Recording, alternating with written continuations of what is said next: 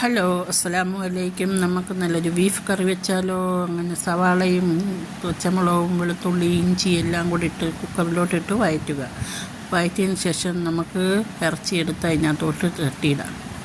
വെച്ച ഇറച്ചിയെടുത്ത് പിന്നെ മഞ്ഞൾപ്പൊടിയും മസാലപ്പൊടിയും ഉപ്പും കൂടെ ഇട്ടൊന്ന്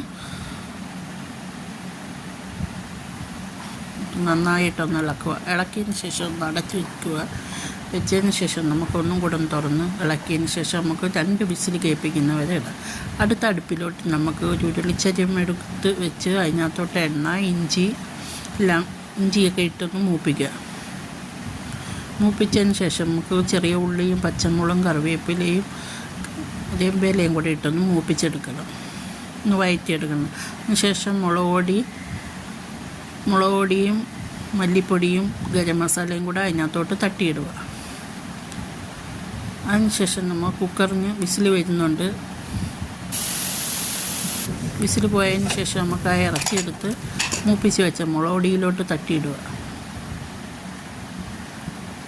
നല്ല അടിപൊളി ഒരു കറിയാണ്, എല്ലാവരും ഒന്ന് ഫ്രൈ ചെയ്ത് നോക്കണം.